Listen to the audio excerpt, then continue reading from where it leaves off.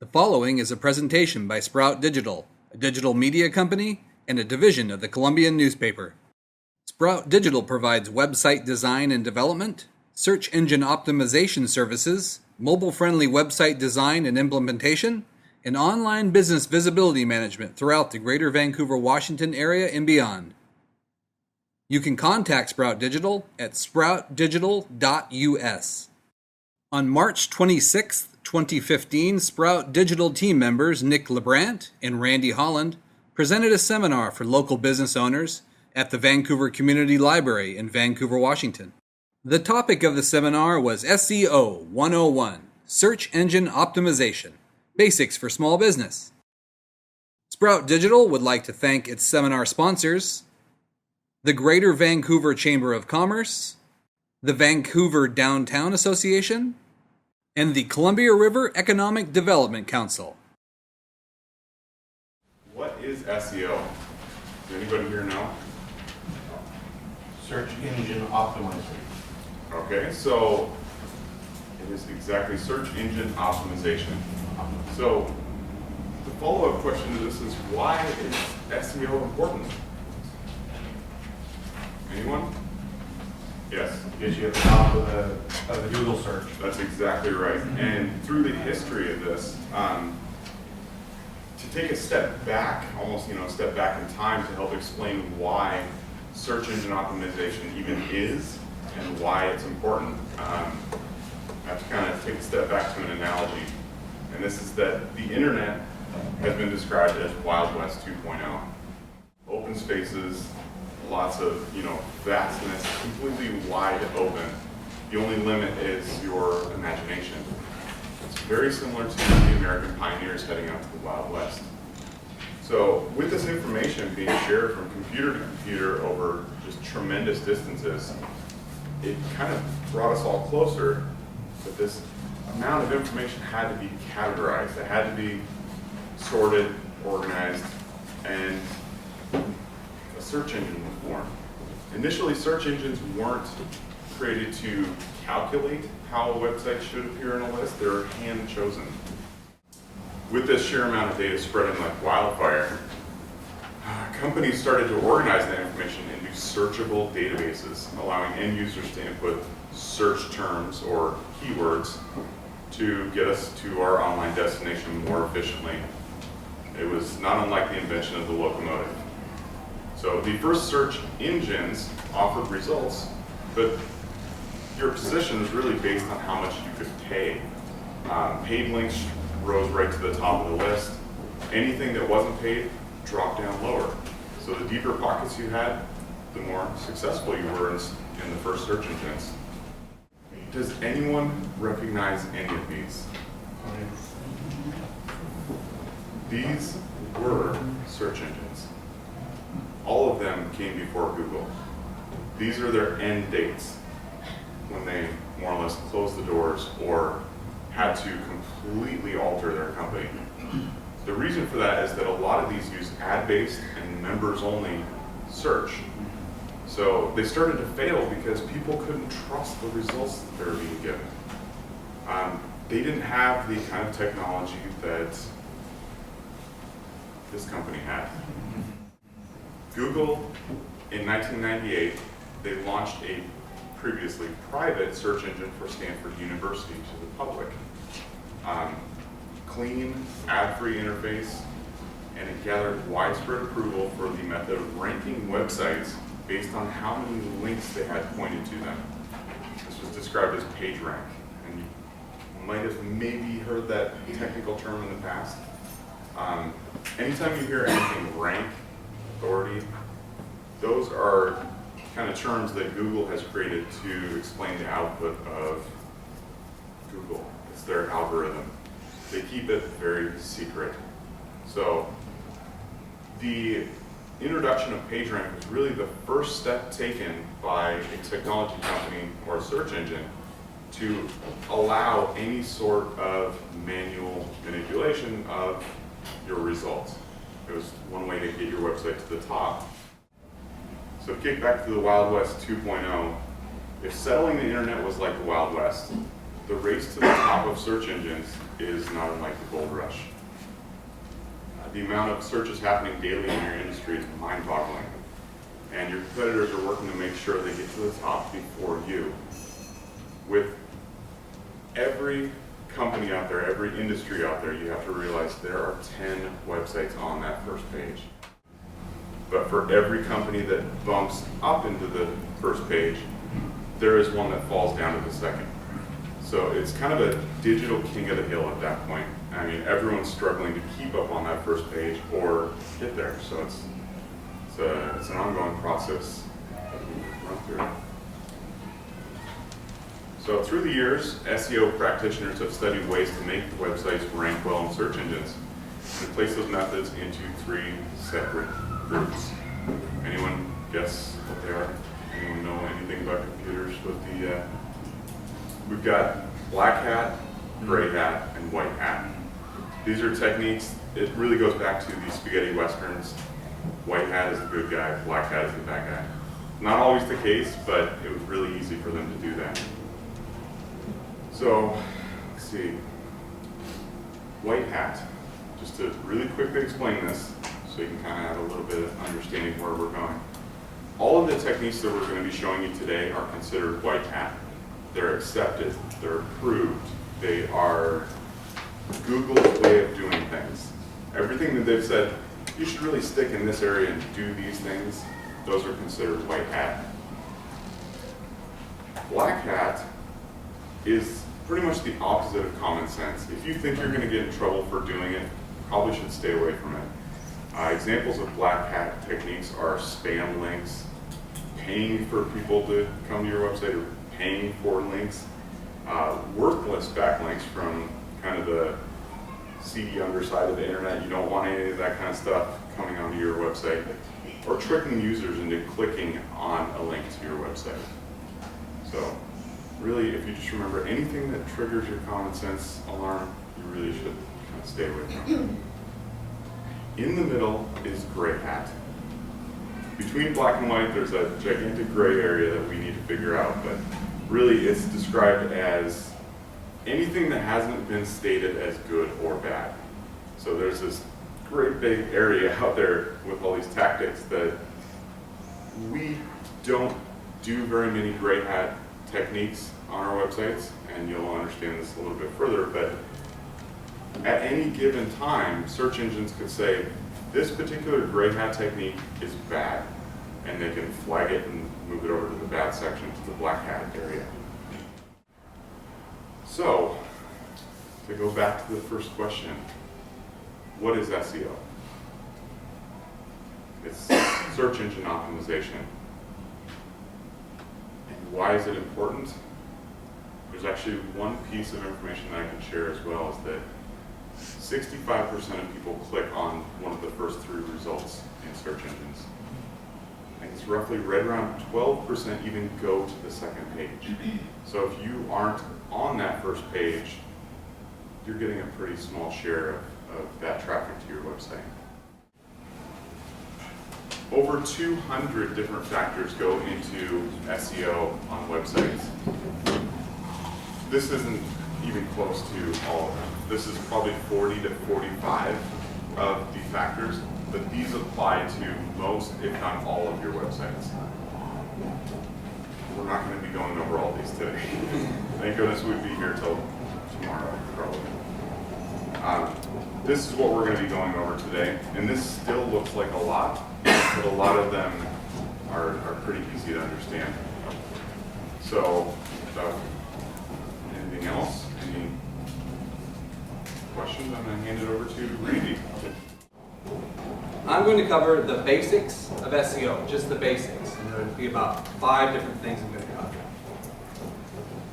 One is keywords. What are keywords? I'm going to explain the benefits of basic keyword research. I'm going to describe how localize keywords using geolocators, and that's a nice buzzword. So I'll be using that word. We're going to some buzzwords up here, so. Yeah.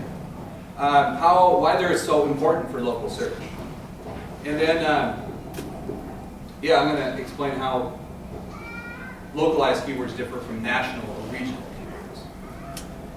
And then get into top-level SEO techniques, which are title tags, header tags, meta descriptions. I'm going to touch on content and backlinks. And the thing with backlinks, we need to know what they are. We need to know why they're important, and how do you get these elusive backlinks.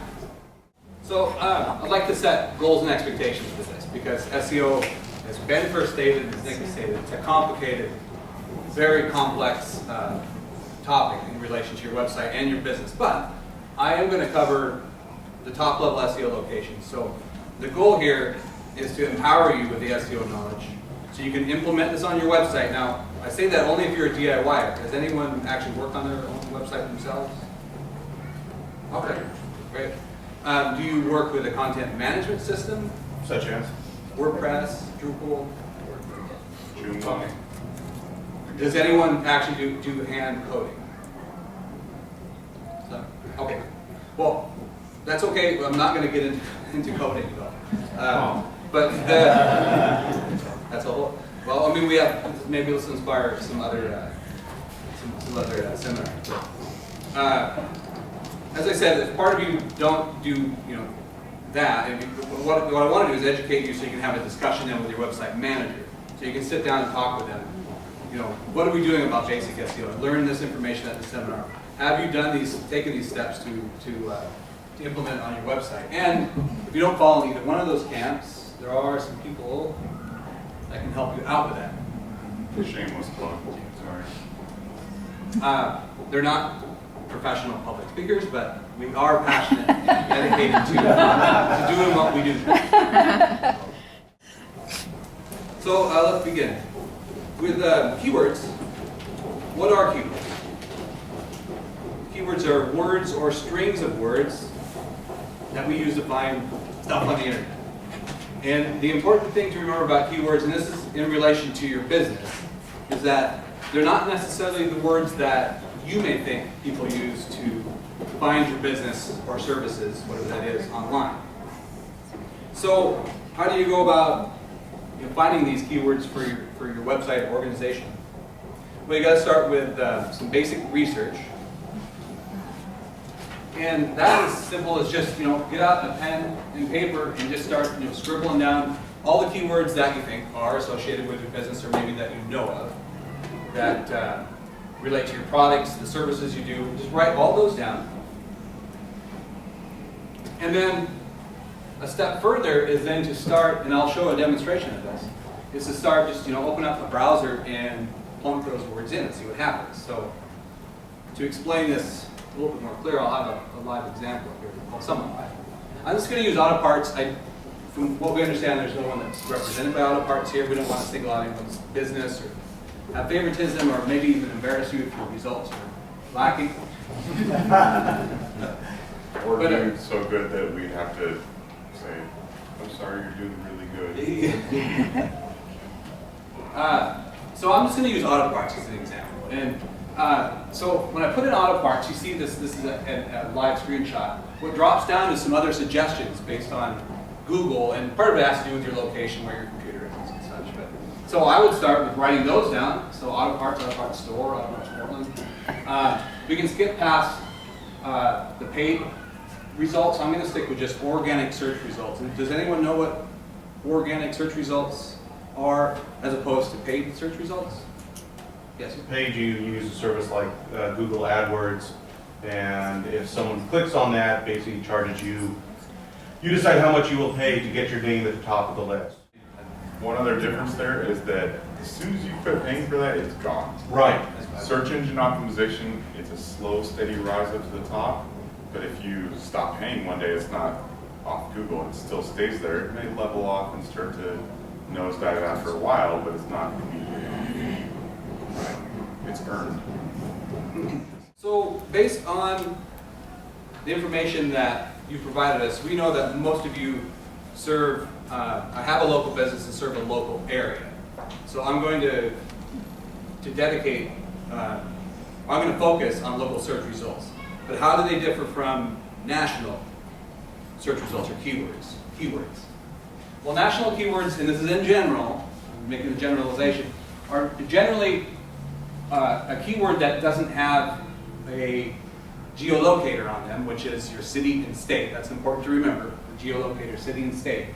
So in general, a national keyword, if we look at the top of the funnel here, it's kind of like a broad spectrum, like I have the whole United States here. We can take it a step further with this funnel, and we can go into the regional results. So now let's introduce what I mentioned, city and state, the geolocator.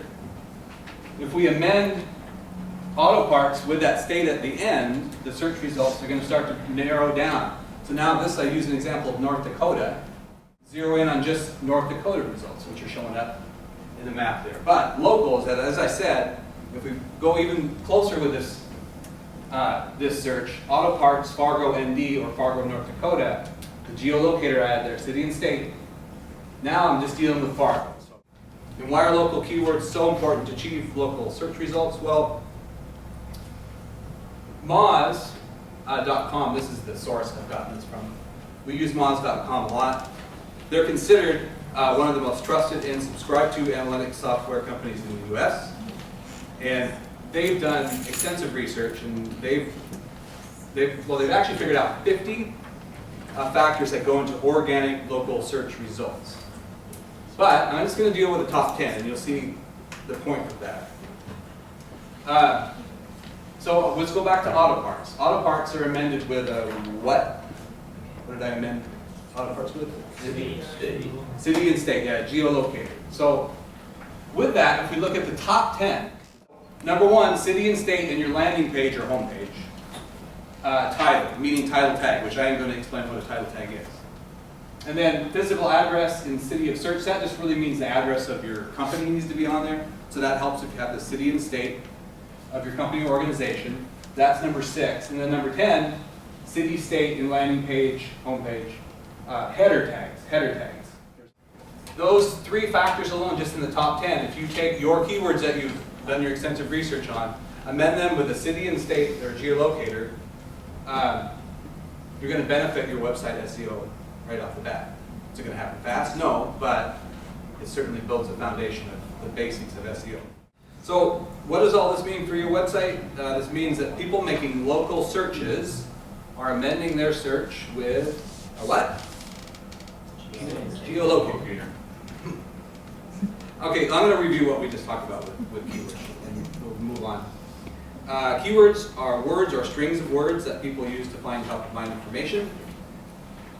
By spending time and performing basic research, keyword research, you'll get familiar with a variety of keywords and generally what people are using to find your business online. And there is a difference when keywords are amended with a location, and if you're a local business, your business website will benefit from using geolocators in your website content and code. Speaking of website code, keywords, where are they going to go? Well, as I mentioned, these are just top-level SEO locations. And these consist of title tags, header tags, and meta descriptions. And I'm going to explain and describe each one and show examples. So what are title tags? Well, according to Moz.com, the title element of a website is meant to be an accurate and concise description of a page's content. And this element is critical to both user experience and SEO. So remember that, user experience and SEO, that's usability. And just because you want to use SEO techniques to get your website up, you also have to consider the user experience, their perspective. This is a quick question. Does anyone know where a title tag is located? And I don't mean in the code, but where is it located when you look in a browser? Anybody have an idea? Top line of your website. Yeah. Well, here, I'll show you an example. Any idea? Yeah, so this is a screenshot of a browser.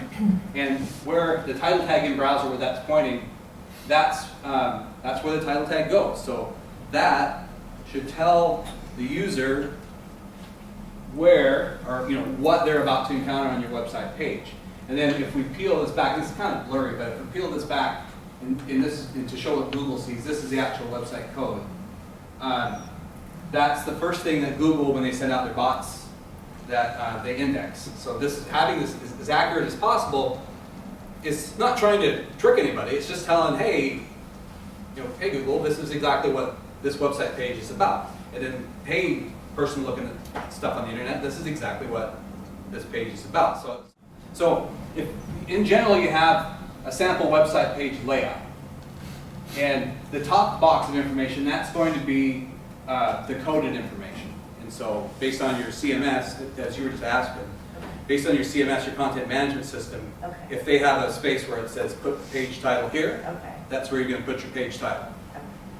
Yeah. So in this case, I use the example of Mary's Bakery. And so Mary's done a lot of keyword research, and she finds out that she's got the best chocolate donuts in Vancouver Walk.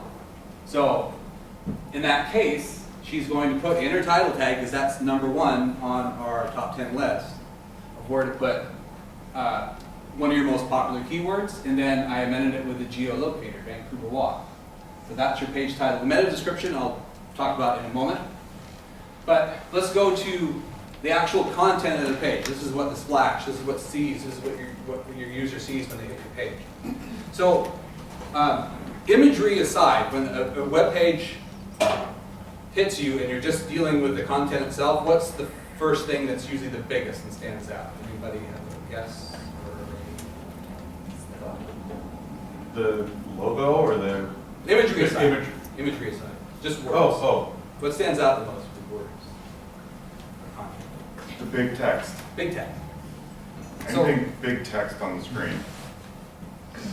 Yeah, and in that case, that's your header tag, which I was talking about. Your header tag is the next top level SEO location where you can put your keywords and your city and state and the name of your business. So in this case, the header tag is chocolate donuts from Mary's Bakery in Vancouver Walk. That's the big header.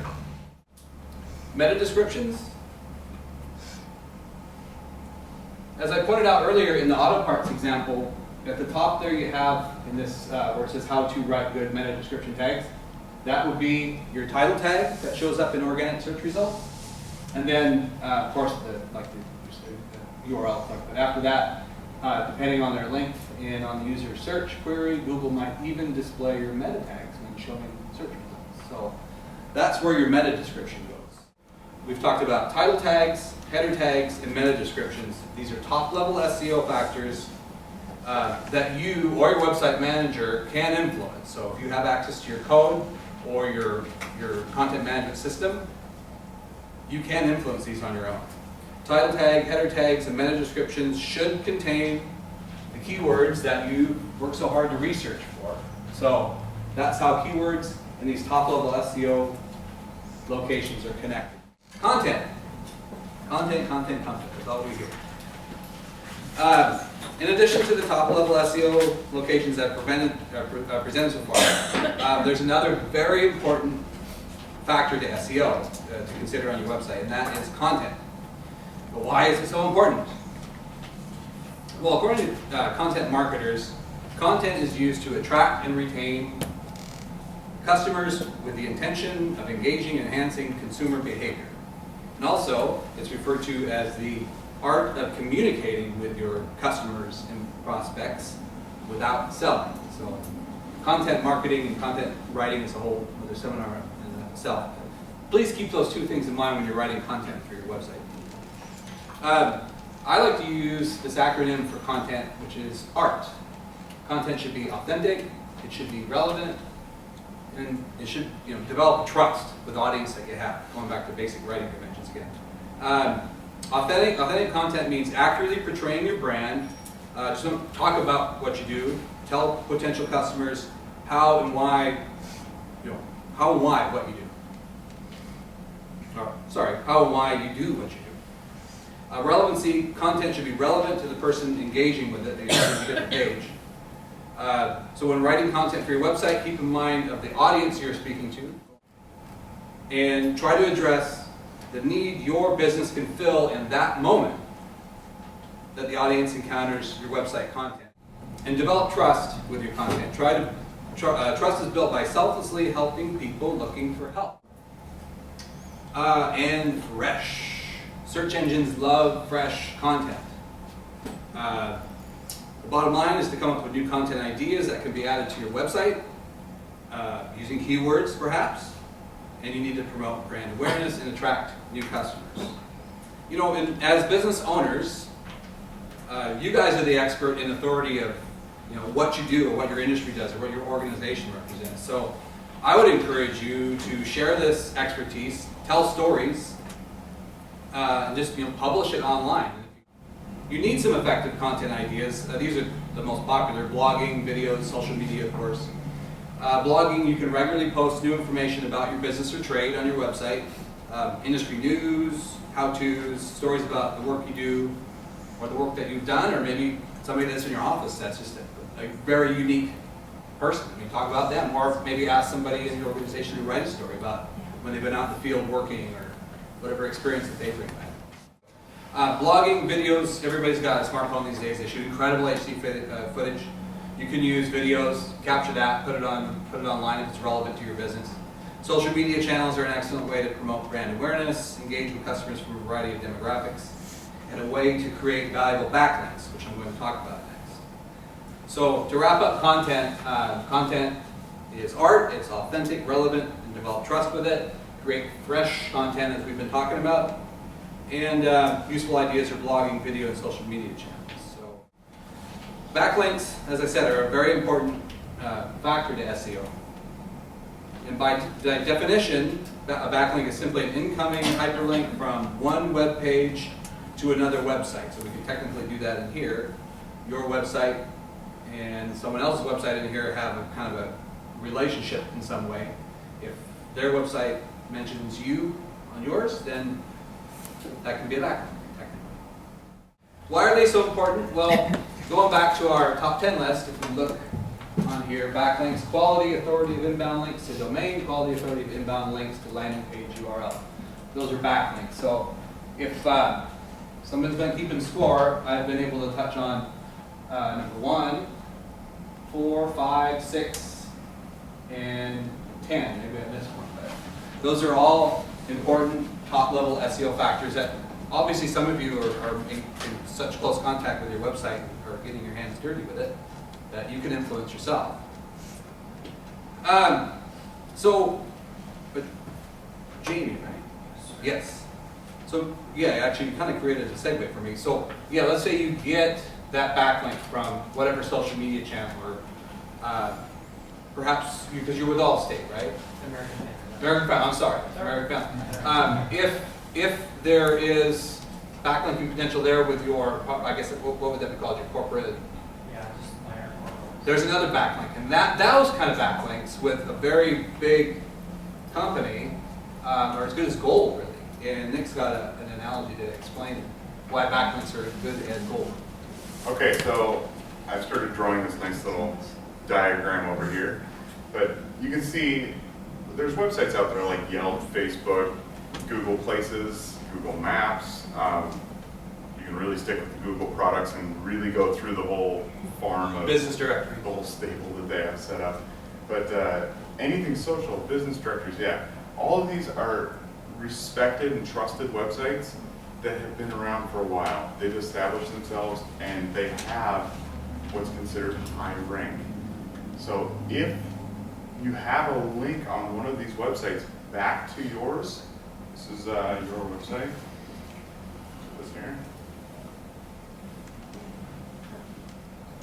So if you have one of these linking back to your website, what it effectively does is help raise your website's rank. Because it's almost like these people are walking around on this other website physically in this veritable gold mine that's going on, and they track gold dust back to your website. Gold dust effect. Yeah. Does it only count if they click on that link to go to your website? No, because Google sees that there's a link there. Oh. So as Google goes, checks out all of Yelp, which would take forever, all of Facebook, all of Google Places. Hopefully they know exactly what's going on there. As soon as they do that inventory, they say, okay, there are probably 1 trillion links going on through even just these 3 alone. If your website has a link there that hasn't been taken down and it's been there for a while, it's worth a lot to your website. The amount of gold dust that is being taken back here over time builds up. And the more links that you have to these different sources, the quicker your website will rank. So this distance here is what's known as page authority or domain authority. Makes it more authoritative. What about a front link? So this is a backlink going back to your website. What about, your front link saying, oh, visit our Facebook page or visit our Google Plus page. Does that help your website? It can, yes. Okay. And that's actually one strategy where sometimes you can do it, it doesn't hurt. So, That's yeah, pretty much, you want to make sure that you have these links. so the further that, how do you get them? I mean, that seems to be the question that I hear a lot. How do we get these back? Well, because of the nature of Google's recent algorithm changes, and you can look this up, that they've made some game changer type changes in 2014. And because of that, quality backlinks are not easy to get anymore. You can't pay link farms. You can't, you can't really pay for them to boost the website SEO really fast. So in a sense, they need to be earned, requested, or built by using business directories and social media channels, or what Nick was just saying. So earned, if your website has relevant and engaging content, visitors may begin referencing your website with hyperlinks, backlinks. God forbid you just ask the person if they owns the website.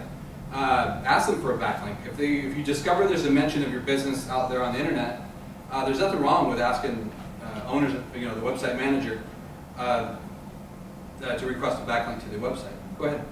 One of the things that I've tried to do with ours is with the different companies that we work with as far as vendors for our materials and whatnot for home improvements, we use those vendors in our website and link to their pages, and as far as like blogging, anything from blogging about, things that links to their site where they have blogs, we put on our page. And because we have a relationship with them, I'm sure they appreciate the traffic that we bring them, and they bring us traffic to our page. And actually, this does actually work both ways. It doesn't have to be the size of these companies. It could just be a large local company. And the same thing goes, if you are a large local company, linking out to some of these sources doesn't hurt either, because it shows that you're trying to raise the website. As long as this website isn't sitting somewhere down on the floor and you don't want to associate with them, that's when you really look to break those links. So the last one's a social media buzz. I mean, if you can do it somehow, you can actually create a buzz with your social media channels, quality backlinks, and will follow. So in conclusion, besides for being very important to SEO, please remember this about backlinks: you can pay for them, you can borrow them, but do not steal, do not pay for backlinks. That's certainly not our philosophy, and you can be penalized. Your website can be penalized for it. So that's the basics of SEO.